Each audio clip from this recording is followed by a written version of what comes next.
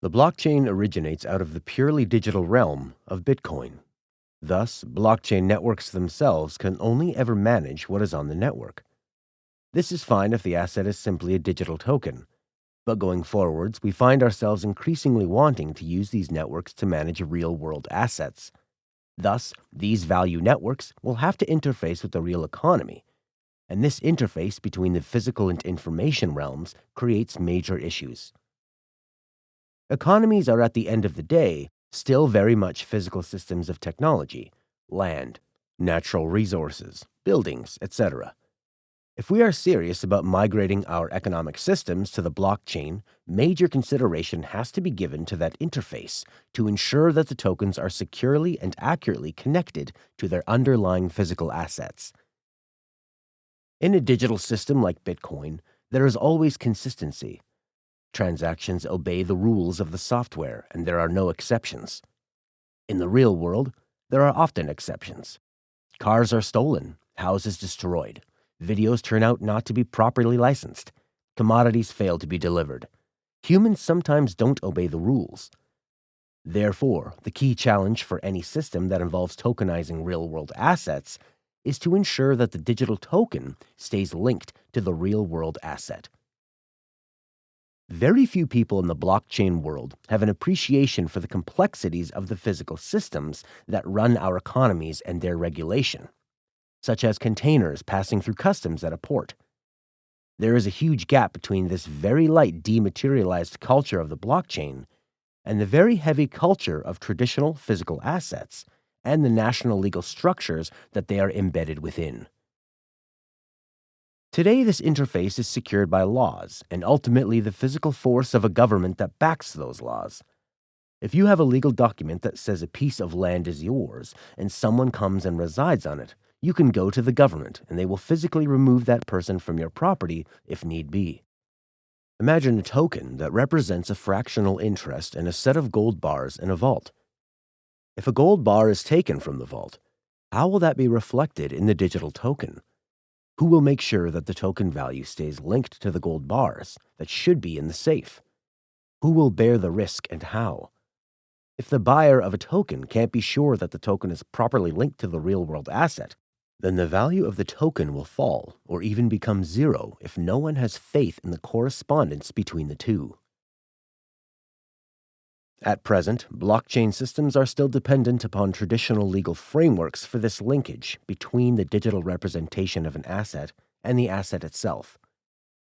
Currently, arbitration is seen as one of the most effective ways of mapping between what is happening on the blockchain and what is happening with the physical asset and the legal systems it might be embedded within. Arbitration is a long-since used method for creating legal agreements in international commerce, where both parties agree to bind themselves into a legal contract of their making. An arbitration award is legally binding on both sides and enforceable in the court of choice. One way of linking legal systems to what is happening on a token network is through what is called a Ricardian contract. A Ricardian contract places the essential elements of a legal agreement in a format that can be expressed and executed in software. The aim is to make the document both machine-readable and readable as an ordinary text document, such that lawyers and consenting parties may read the essentials of the contract conveniently.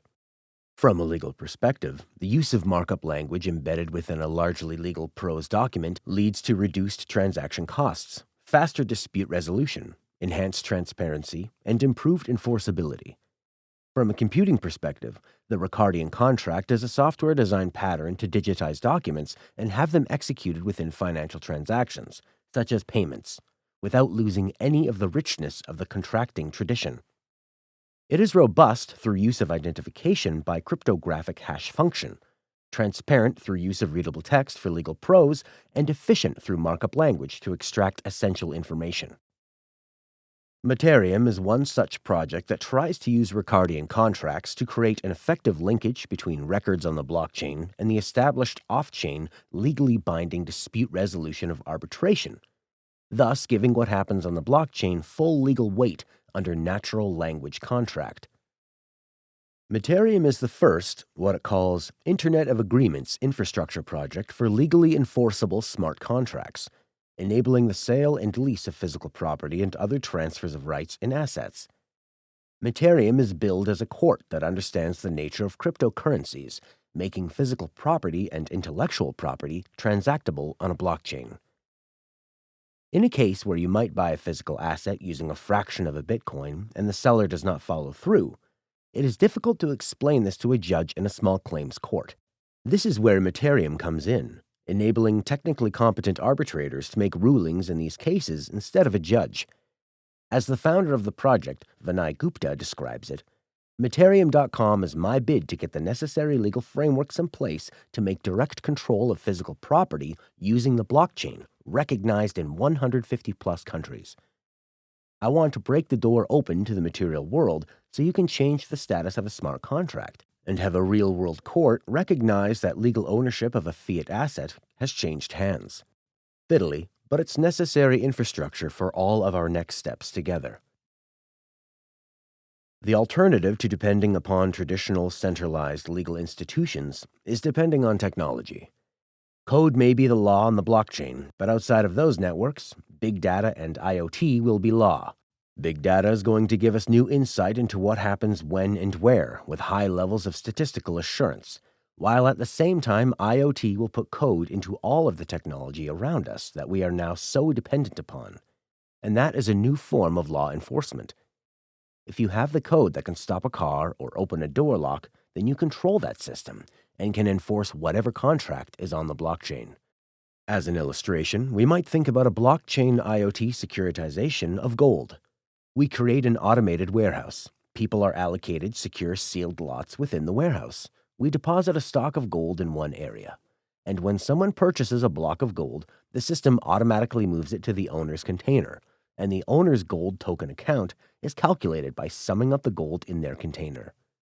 This is a simplified representation of a blockchain cyber-physical system, where blockchain records and tokens are linked directly to the underlying asset through automated technology.